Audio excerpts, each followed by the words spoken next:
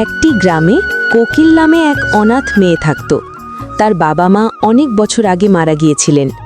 এখন সে তার দাদি লীলাবতী, সৎমা বিমলা আর সৎ বোন সুমনের সঙ্গে থাকত।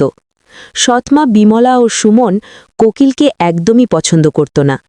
এই বাড়িতে যদি কেউ কোকিলকে সত্যি মন থেকে ভালোবাসত, তবে সে ছিল তার দাদি লীলাবতী। সকাল ঠিক ৬টা বাজে। কোকিল গভীর ঘুমে ছিল। তখনই বিমলা রাগে তার ঘরে ঢুকে চিৎকার শুরু করল। আরে অলস মেয়ে, এখনো ঘুমাচ্ছিস?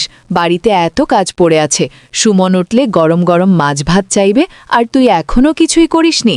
তাড়াতাড়ি কাজে লেগে যা। মা, আমাকে মাফ করে দিন।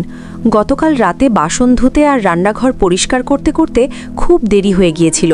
খুব ক্লান্ত হয়ে গিয়েছিলাম, তাই ঘুম ভাঙেনি। আর হবে না। আরে বিমলা, এখন তো মাত্র ৬টা।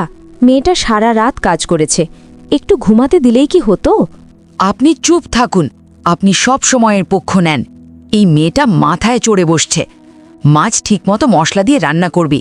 কোকিল চুপচাপ ঝাড়ু পোছা করল, মাছ পরিষ্কার করল, চুলা জ্বালিয়ে রান্না শুরু করল। পেঁয়াজ রসুন বাটা, মশলা কাটা, মাছ ভেজে যত্ন করে ঝোল বানাতে লাগল। পুরো বাড়ি সুগন্ধে ভরে গেল। কোকিল, আমি একটু সাহায্য করি? না দাদি, আপনি বসুন। আপনার শরীর ভালো না, আমি সব করে নেব। কিছুক্ষণ পরে সুস্বাদু মাছ ভাত তৈরি হয়ে গেল। সুমন দেরিতে ঘুম থেকে উঠে সাজগোজ করে এলো। বিমলা তাকে আদর করতে লাগল। আমার রাজকুমারী কত সুন্দর। এসো বসো, তোমার পছন্দের মাছ ভাত বানানো হয়েছে। এই কোয়েল, যা আমাদের দুজনের জন্য ভাত নিয়ে আয়।